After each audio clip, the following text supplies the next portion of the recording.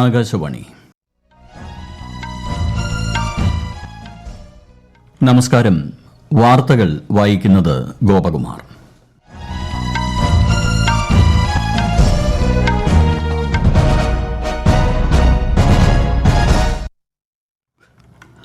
പ്രധാന വാർത്തകൾ. പ്രധാനമന്ത്രി നരേന്ദ്രമോദിയുടെ ഒഡീഷ അസം സന്ദർശനത്തിന് നാളെ തുടക്കമാവും. 79,000 കോടി രൂപയുടെ വികസന പദ്ധതികൾക്ക് പ്രധാനമന്ത്രി ഇരു സംസ്ഥാനങ്ങളിലുമായി തുടക്കം കുറിക്കും. രാഷ്ട്രപതിയുടെ അഭിസംബോധനയിന്മേലുള്ള നന്ദിപ്രമേയം പാർലമെന്റിന്റെ ഇരുസഭകളും ഇന്ന് ചർച്ച ചെയ്യും. ജാർഖണ്ഡ് വിഷയത്തിൽ രാജ്യസഭയിൽ പ്രതിപക്ഷ പ്രതിഷേധം. ഇഡി അറസ്റ്റിനെ ചോദ്യം ചെയ്തുള്ള ജാർഖണ്ഡ് മുൻ മുഖ്യമന്ത്രി ഹേമന്ത് സോറന്റെ ഹർജി സുപ്രീംകോടതി തള്ളി. സംസ്ഥാനത്തിന്റെ വായ്പാ പരിധി വെട്ടിക്കുറയ്ക്കുന്ന സമീപനത്തിൽ നിന്നും കേന്ദ്ര സർക്കാർ പിന്തിരിയണം എന്നാവശ്യപ്പെടുന്ന പ്രമേയം കേരള നിയമസഭ പാസാക്കി. അടിയന്തര പ്രമേയ നോട്ടീസിന് അനുമതി നിഷേധിച്ചതിൽ പ്രതിഷേധിച്ച് പ്രതിപക്ഷം സഭ ബഹിഷ്കരിച്ചു. ഇംഗ്ലണ്ടിനെതിരായ രണ്ടാം ക്രിക്കറ്റ് ടെസ്റ്റിൽ ഇന്ത്യയുടെ ബാറ്റിംഗ് പുരോഗമിക്കുന്നു. വാർത്തകൾ വിശദമായി. പ്രധാനമന്ത്രി നരേന്ദ്രമോദിയുടെ ഒഡീഷ അസം സന്ദർശനത്തിന് നാളെ തുടക്കമാവും. 68,000 കോടി രൂപയുടെ വികസന പദ്ധതികൾക്ക് ഒഡീഷയിലെ സാമ്പൽപൂരിൽ അദ്ദേഹം നാളെ തുടക്കം കുറിക്കും. ഗുവാഹട്ടിയിൽ 11,000 കോടി രൂപയുടെ പദ്ധതികൾക്കും പ്രധാനമന്ത്രി മറ്റന്നാൾ തുടക്കമിടും. വിശദാംശങ്ങളിലേക്ക്. ഒഡീഷയിലെ ഊർജ്ജോൽപാദന മേഖലയിൽ നിർണായകമായ വിവിധ പദ്ധതികൾക്കാണ് പ്രധാനമന്ത്രി നരേന്ദ്രമോദി നാളെ തുടക്കം കുറിക്കുന്നത്. പ്രധാനമന്ത്രി ഊർജ്ജഗംഗ പദ്ധതിയിലൂടെ 2,450 കോടി രൂപ ചെലവിൽ പൂർത്തിയാക്കിയ ധംറ അങ്കുൽ പൈപ്പ് ലൈൻ അദ്ദേഹം ഉദ്ഘാടനം ചെയ്യും. ഒഡീഷയെ ദേശീയ ഗ്യാസ് ഗ്രിഡുമായി ബന്ധിപ്പിക്കുന്ന നിർണായക പദ്ധതിയാണിത്. നാഗ്പൂർ ജാർസുഗുഡ പ്രകൃതിവാതക പൈപ്പ് ലൈന്റെയും 28,980 കോടി രൂപയുടെ വിവിധ ഊർജ്ജ പദ്ധതികളുടെയും താലാബിറ താപോർജ്ജ നിലയത്തിന്റെയും ശിലാസ്ഥാപനവും അദ്ദേഹം നിർവഹിക്കും. 2,110 കോടി രൂപയുടെ റോഡ് വികസന പദ്ധതികൾക്കും 2,146 കോടി രൂപയുടെ റെയിൽവേ പദ്ധതികൾക്കും അദ്ദേഹം ഒഡീഷയിൽ നാളെ തുടക്കമിടും. IIM സാമ്പൽപൂർ ക്യാമ്പസിന്റെ ഉദ്ഘാടനവും പ്രധാനമന്ത്രി നിർവഹിക്കും. അസമിലെ ഗുവാഹട്ടിയിൽ 3,400 കോടി രൂപയുടെ റോഡ് വികസന പദ്ധതികൾക്കും തീർത്ഥാടന വികസന പദ്ധതികൾക്കുമാണ് അദ്ദേഹം മറ്റന്നാൾ തുടക്കമിടുക. അന്താരാഷ്ട്ര നിലവാരമുള്ള സ്പോർട്സ് സ്റ്റേഡിയങ്ങൾ അസമിൽ നിർമ്മിക്കുന്നതിന്റെ പദ്ധതികളുടെയും കരീംഗഞ്ച് മെഡിക്കൽ കോളേജിന്റെയും ശിലാസ്ഥാപനവും അദ്ദേഹം നിർവഹിക്കും. News desk, Akashvani. പ്രധാനമന്ത്രി നരേന്ദ്രമോദി ഇന്ന് ന്യൂഡൽഹിയിലെ ഭാരത് മണ്ഡപത്തിൽ നടക്കുന്ന ഭാരത് മൊബിലിറ്റി ഗ്ലോബൽ എക്സ്പോയിൽ പങ്കെടുക്കും. വാഹന നിർമ്മാണ, ഗതാഗത മേഖലകളിൽ രാജ്യത്തിന്റെ ശേഷി പരിചയപ്പെടുത്തുന്ന പ്രദർശനമാണിത്. വിദേശ രാജ്യങ്ങളിൽ നിന്നുൾപ്പെടെ 800-ലധികം പ്രദർശകർ എക്സ്പോയിൽ പങ്കെടുക്കുന്നുണ്ട്. രാഷ്ട്രപതിയുടെ അഭിസംബോധനയിന്മേലുള്ള നന്ദിപ്രമേയം പാർലമെന്റിന്റെ ഇരുസഭകളും ഇന്ന് ചർച്ച ചെയ്യും. ബുധനാഴ്ചയാണ് പാർലമെന്റ് ബജറ്റ് സമ്മേളനത്തിന് തുടക്കം കുറിച്ചുകൊണ്ട് സംയുക്ത സഭാ സമ്മേളനത്തെ രാഷ്ട്രപതി അഭിസംബോധന ചെയ്തത്. ജാർഖണ്ഡ് വിഷയത്തിൽ രാജ്യസഭയിൽ പ്രതിപക്ഷ പ്രതിഷേധം. കോൺഗ്രസ് ഉൾപ്പെടെയുള്ള പ്രതിപക്ഷ പാർട്ടികൾ സഭയിൽ നിന്നും വാക്കൌട്ട് ചെയ്തു. സഭാ സമ്മേളനം ആരംഭിച്ച ഉടൻ തന്നെ പ്രതിപക്ഷ നേതാവ് മല്ലികാർജ്ജുൻ ഖാർഗെയാണ് രാജ്യസഭയിൽ വിഷയം ഉന്നയിച്ചത്. 43 MLA-മാരുടെ പിന്തുണയുണ്ടായിട്ടും JMM കോൺഗ്രസ് സഖ്യം ജാർഖണ്ഡിൽ സർക്കാർ രൂപീകരിക്കുന്നത് ഗവർണർ വൈകിപ്പിക്കുന്നതായി ആരോപിച്ചാണ് പ്രതിഷേധം. സഭയിൽ ഭൂരിപക്ഷം തെളിയിക്കുന്നതിന് 10 ദിവസത്തെ ദീർഘകാലാവധി ഗവർണർ നിശ്ചയിച്ചതിനെയും ശ്രീ മല്ലികാർജ്ജുൻ ഖാർഗെ ചോദ്യം ചെയ്തു. എന്നാൽ ഗവർണറുടെ നടപടികളെ രാജ്യസഭയിൽ ചോദ്യം ചെയ്യാനാകില്ലെന്ന് കേന്ദ്രമന്ത്രി പീയൂഷ് ഗോയൽ ചൂണ്ടിക്കാട്ടി. ഗവർണർ നിയമവിധേയമായാണ് പ്രവർത്തിക്കുന്നതെന്നും അദ്ദേഹം പറഞ്ഞു. തുടർന്നാണ് പ്രതിപക്ഷം രാജ്യസഭയിൽ നിന്ന് വാക്കൌട്ട് നടത്തിയത്.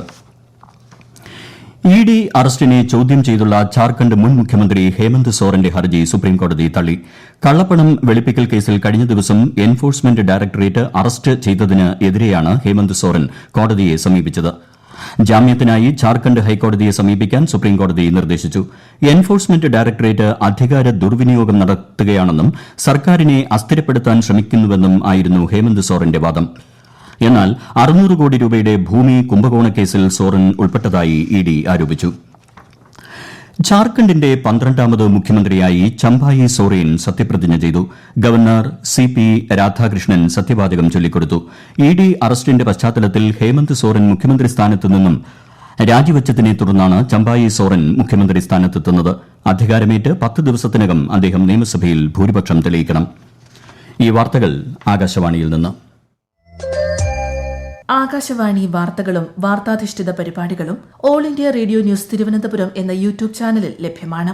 കൂടുതൽ വാർത്തകൾക്കായി @AllIndia Radio News തിരുവനന്തപുരം എന്ന ഫേസ്ബുക്ക് പേജും @AER_News_TVM എന്ന എക്സ് ഹാൻഡിലും സന്ദർശിക്കാം. സംസ്ഥാനത്തിന്റെ വായ്പാ പരിധി വെട്ടിക്കുറയ്ക്കുകയും ഗ്രാന്റുകൾ തടഞ്ഞുവയ്ക്കുകയും ചെയ്യുന്ന സമീപനത്തിൽ നിന്നും കേന്ദ്ര സർക്കാർ പിന്തിരിയണം എന്നാവശ്യപ്പെടുന്ന പ്രമേയം കേരള നിയമസഭ പാസാക്കി. ധനമന്ത്രി കെ എൻ ബാലഗോപാലാണ് പ്രമേയം അവതരിപ്പിച്ചത്.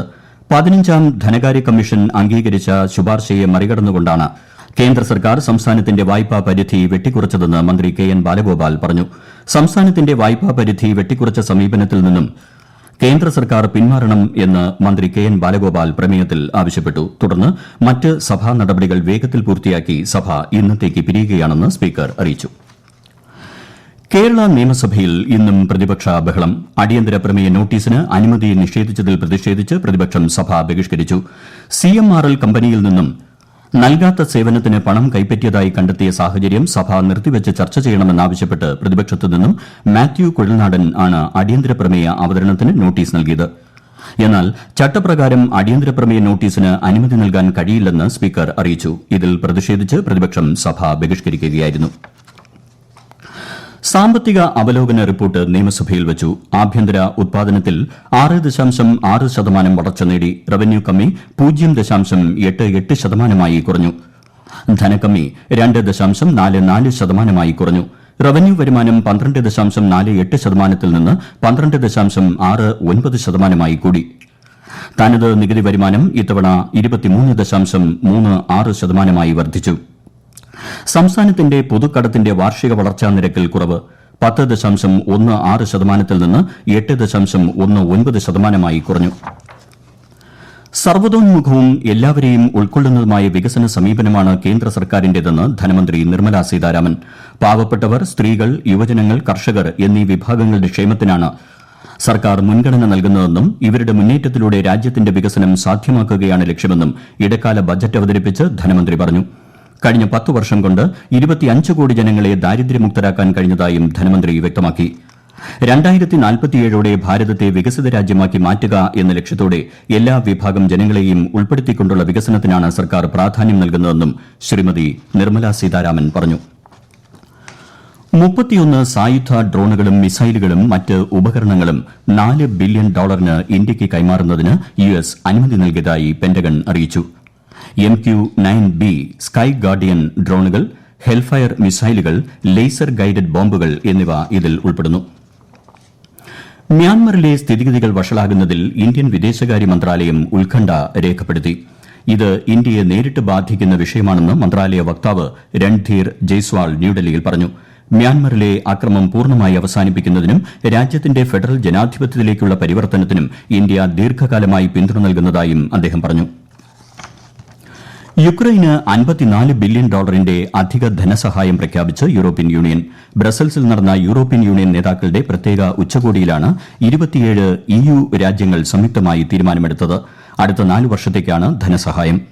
പിന്തുണയ്ക്ക് Ukraine president Volodymyr Zelensky European union അംഗങ്ങൾക്ക് നന്ദി അറിയിച്ചു. റഷ്യ യുക്രൈൻ യുദ്ധം 3ാം വർഷത്തിലേക്ക് കടക്കുന്നതിനിടെയാണ് പാശ്ചാത്യ രാജ്യങ്ങൾ യുക്രൈന് സാമ്പത്തിക സഹായം ഉറപ്പുവരുത്താൻ തീരുമാനിക്കുന്നത്.